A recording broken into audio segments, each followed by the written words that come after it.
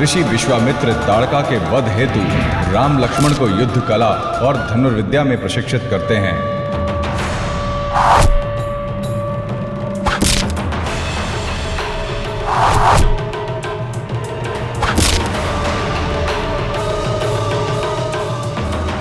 धनुर्विद्या में निपुण हुए राम लक्ष्मण को ऋषि विश्वामित्र एक पक्षी को लक्ष्य करने का आदेश देते हैं। अब यह पक्षी तुम्हारा लक्ष्य है।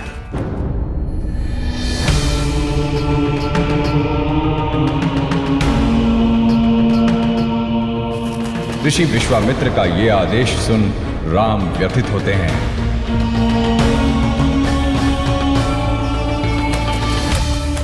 लक्ष्मण,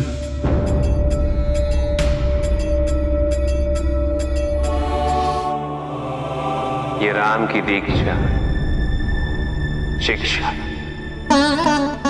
और संस्कार का प्रभाव है। परीक्षा में उत्तीर्ण होने हेतु किसी प्राणी की हत्या कैसे कर दूं लक्ष्मण?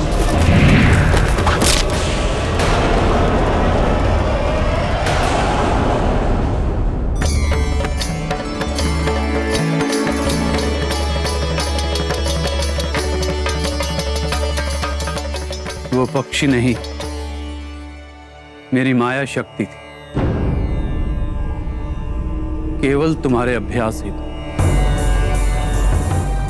राम, तुमने मुझसे कहा था कि तुम मेरी प्रत्येक आज्ञा का पालन करो। मुझे क्षमा कर दीजिए गुरुदेव। आपकी अवहेलना करना मेरा उद्देश्य नहीं था, किंतु लक्ष्य साधने में और किसी के प्राण लेने में अंतर है। मर्यादा और करुणा, ये राम के चरित्र की दो विशेषताएं हैं पार्वती। किंतु यही दो गुण राम को निर्बल भी बना देते हैं। मानव रूप में अवतरित होने के कारण राम इस भौतिक जगत की मोह को समझने में असमर्थ है। इसलिए उन्होंने उस पक्षी की हत्या नहीं की। किंतु राम जिस महान उद्देश्य हेतु अवतरित, उसकी पूर्ति हेतु उन्हें इस मोह से मुक्त होना ही होगा। आसक्ति अनासक्ति की ओर जाना ही होगा।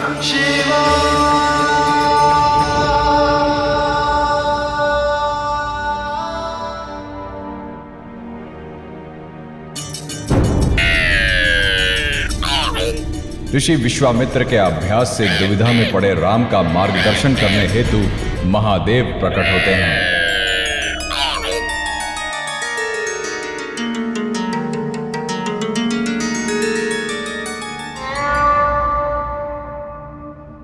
इस तोते को भय है कि ये इस लता को छोड़कर जीवित नहीं रहेगा,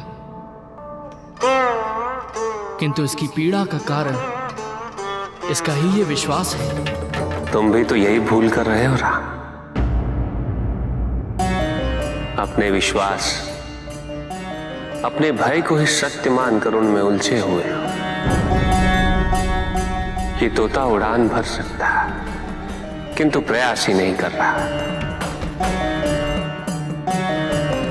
तुम्हारी भांति जिस प्रकार तुम इसके सत्य को इतने स्पष्ट रूप से देखने में इससे अधिक सक्षम हो,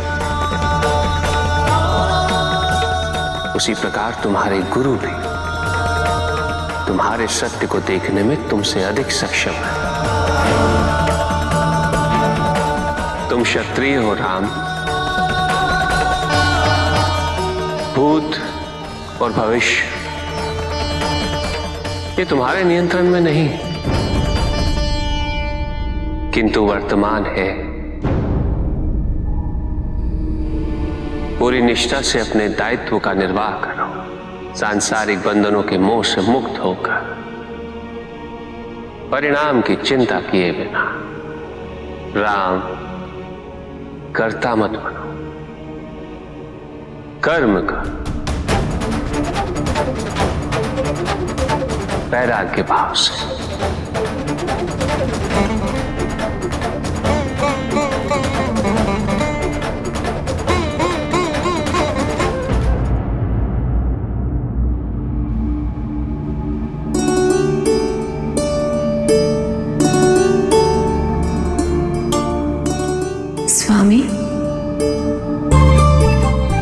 कारण आपके मुख पर ये मुस्कान?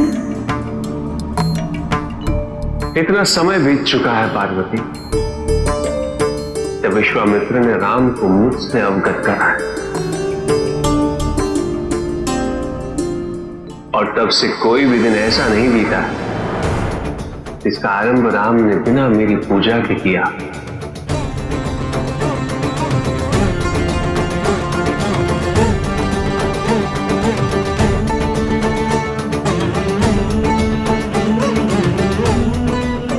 ऐसा प्रतीत होता है जैसे कल ही की तो बात थी, जब मैंने राम को अपनी गोद में उठाया था।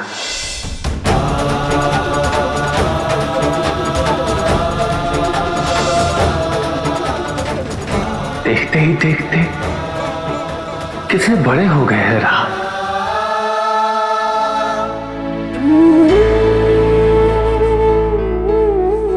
माटी का शिवलिंग है, माटी का संसार, माटी में माटी मिले, ये जीव तत्व का सार। मानस और मानस चरित्र के कण कण में समाये, निज आराध्य का शब्द निस्तिन दिशा दिखाए।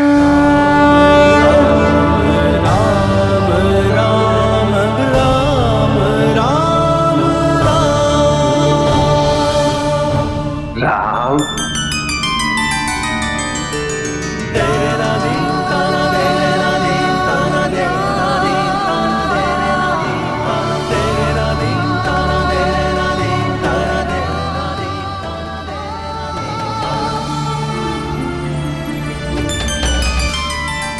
मुझे ज्ञान से प्रज्ञा का मार्ग दिखाने वाले आराध्य मेरे समक्ष आए। प्रतिदिन जब मैं शिवलिंग की पूजा करता हूं, तब इसी छवि का ध्यान करता हूं। मेरी प्रत्येक श्वास का आपको शत शत नमन है। महादेव।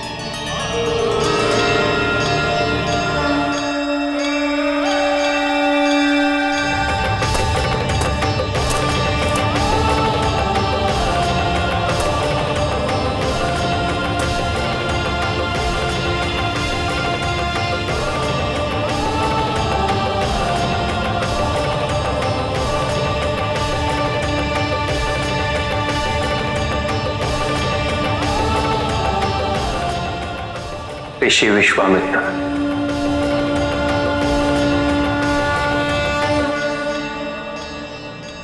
आपके यज्ञ के संपन्न होने का समय आ गया है।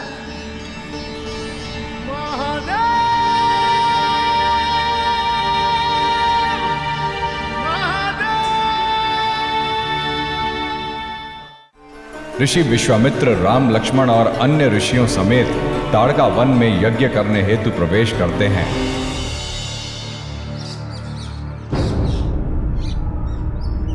तभी ऋषि विश्वामित्र राम लक्ष्मण को उनके उद्देश्य से अवगत कराते हैं। राम, मेरा यज्ञ संपन्न करने हेतु तुम्हें ताड़का का वध करना होगा।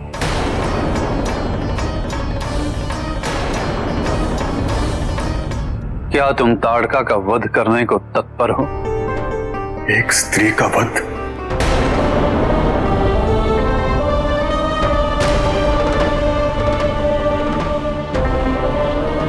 तुम्हें एक राक्षसी का वध करना स्वीकार नहीं, किंतु अपने गुरु की अवहेलना करना स्वीकार है। क्या यही है इतने वर्षों की शिक्षा का परिणाम? कल प्रातः यज्ञ प्रारंभ होगा और तुम्हारी जो इच्छा हो तुम वो कर।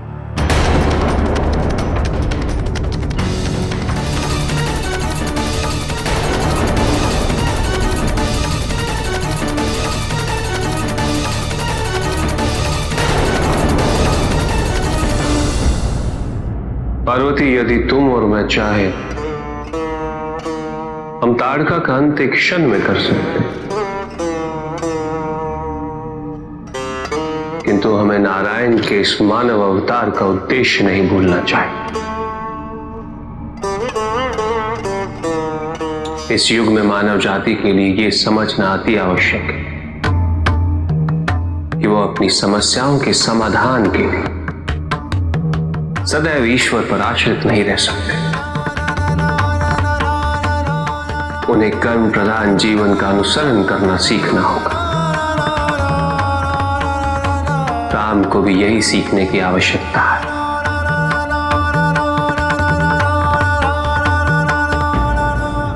ताड़का के वध करने के प्रश्न से दुविधा में पड़े राम का मार्गदर्शन करने महादेव प्रकट होते हैं। राम,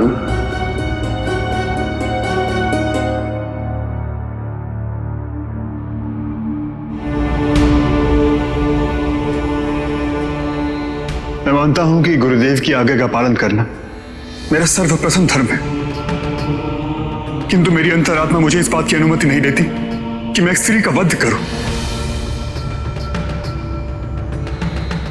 क्या और कोई विकल्प नहीं है? क्या प्राण लेना ही एकमात्र उपाय है? इसे केवल एक हत्या समझना भूल है, क्योंकि इस वक्त में एक बहुत बड़ा उद्देश्य निहित है। ताड़का इस भ्रम में है कि वो इस वन की रक्षा कर रही है, किंतु उसकी यही सोच इस क्षेत्र को विकास से वंचित रख रही, ज्ञान से वंचित रख रही। यहां किसी को भी यज्ञ करने की अनुमति नहीं है, ना ही किसी को ज्ञान प्राप्त करने की अनुमति है और ना ही ज्ञान का प्रचार करने की। और किसी भी व्यक्ति से यह अधिकार छीन लेना क्या नैतिक है? क्योंकि जीवन का मुख्य उद्देश्य ही ज्ञान प्राप्त कर अज्ञानता से मुक्त होना है। वही ज्ञान जो प्रत्येक व्यक्ति को ईश्वर के और समीप ले जाता है। किंतु भय के माध्यम से ताड़का किसी को भी अज्ञानता के अंधकार से निकलने नहीं दे रही। जो भी प्रयास करता है राम, ताड़का उसका अंत कर देती। जीवन निसर्ग प्रवृत्ति में उत्पन्न होता है और उसे संस्कृति की ओर ले जाना अनिवार्य है। किसी भी व्यक्ति या शक्ति का निसर्ग प्रवृत्ति से संस्कृति की इस यात्रा का विरोध करना यह उचित नहीं रहा, क्योंकि वो व्यक्ति या शक्ति औरों की उन्नति का मार्ग उनसे छीन रहा है। इसीलिए ताड़का का अंत करना आवश्यक होता जा रहा है। किंतु क्या ताड़का के समक्ष विकल्प प्रस्तुत किए गए हैं? हाँ राम, क्या उसे अंतिम अवसर प्रदान नहीं किया जा सकता?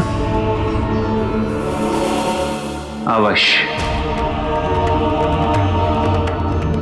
धन्य।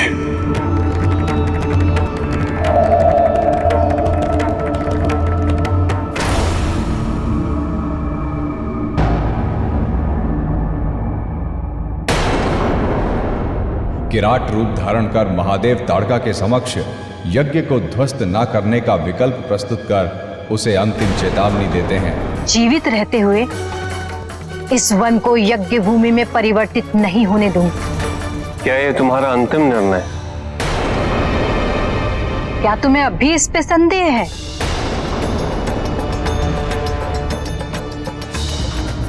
पार्वती, ताड़का ने इस विकल्प को स्वीकार कर राम की दुविधा को और बढ़ा दिया।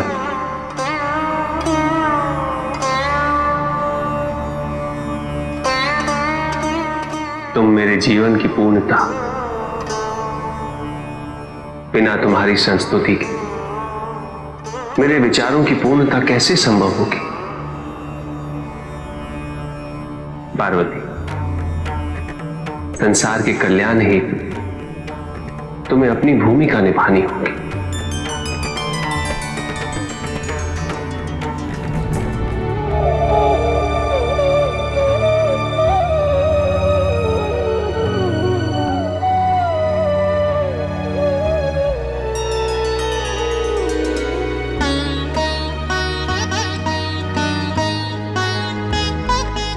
ये मेरा कैसा सौभाग्य कि आज पहले महादेव के दर्शन हुए और अब आदिशक्ति पार्वती से साक्षात्कार।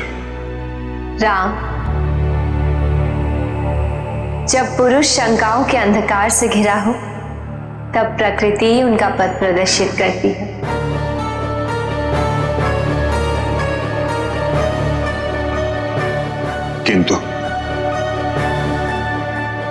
किंतु भय है कि कुछ ऐसा अनुचित न कर बैठूं जो भविष्य में स्त्रियों के शोषण का आधार बने।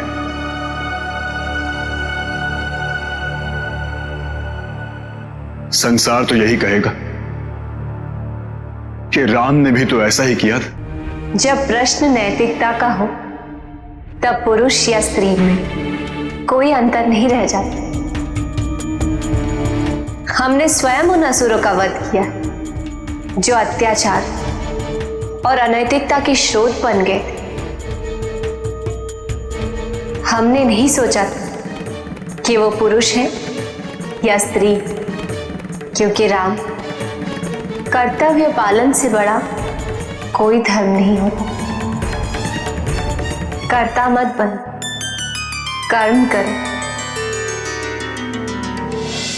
वैराग्य भाव से।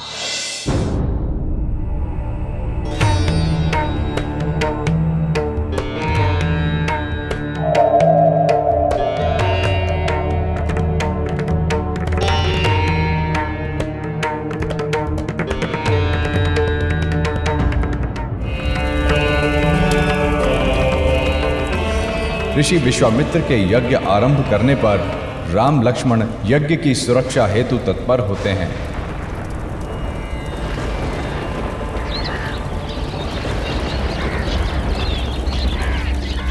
तभी ताड़का उन पर आक्रमण कर उन्हें चेतावनी देती है।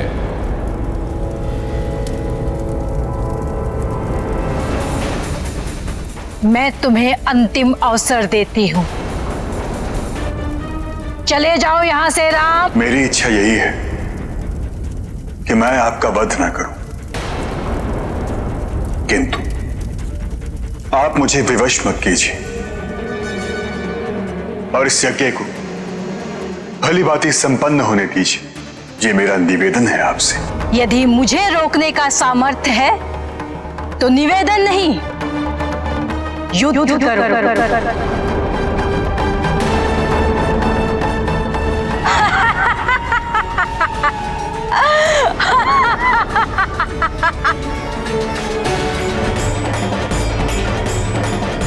ताड़का की चुनौती स्वीकार कर राम ताड़का पर आक्रमण करते हैं।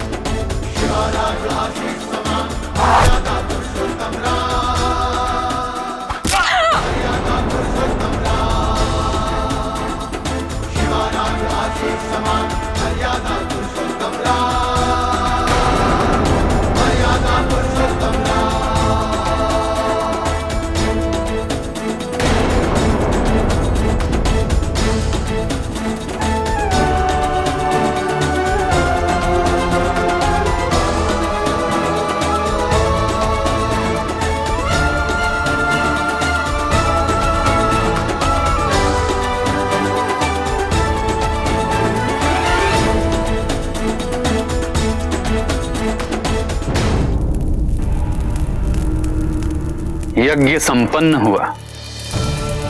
प्रभु श्री राम की, प्रभु श्री राम की, प्रभु श्री राम की।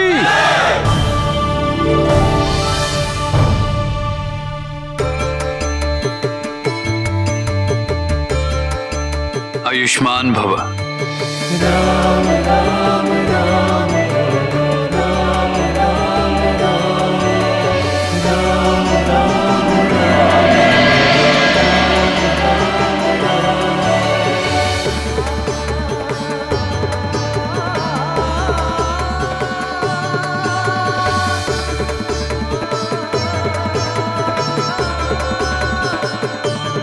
राम, तुमने एक गुरु की मर्यादा का मान रखा है, एक स्त्री की मर्यादा का मान रखा है, एक योद्धा की, एक भक्त, एक पुत्र की मर्यादा का मान रखा है।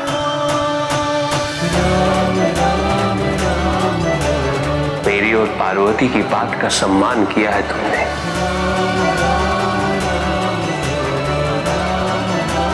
किंतु बिना उस पे मंथन के तुमने निर्णय तब तक नहीं लिया जब तक तुम्हें पूर्ण रूप से यह विश्वास नहीं हो गया कि यही नैतिकता है, यही उचित है।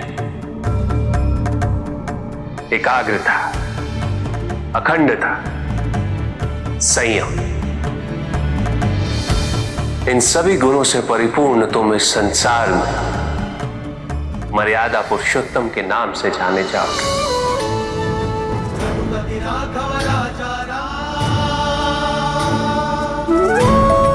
राम, आज तुम्हारे द्वारा यज्ञ की रक्षा करना केवल इस क्षेत्र के लिए नहीं, समस्त संसार के लिए हितकारी सिद्ध होगा। सभी देवता तुम्हारा आभार व्यक्त करना चाहते हैं राम।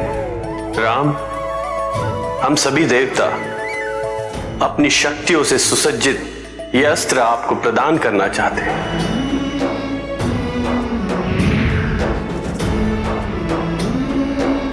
राम,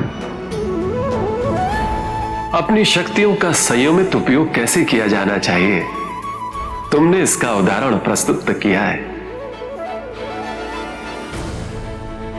एक राक्षसी के वध के पूर्व तुम्हारा चिंतन, तुम्हारा मंथन इस बात का प्रमाण है कि तुम अपनी शक्तियों का दुरुपयोग कभी नहीं करोगे।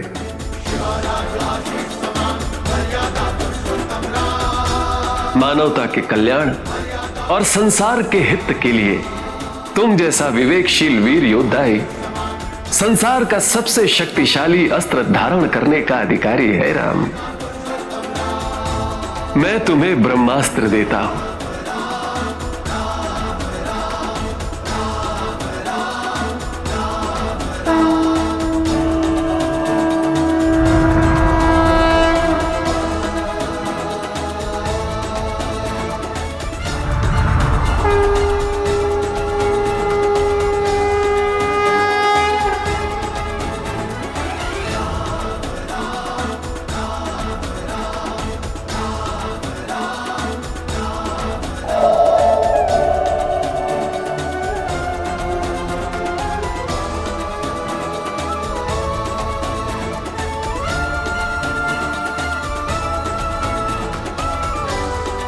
गुरुदेव, अब हमारे लिए क्या आज्ञा है?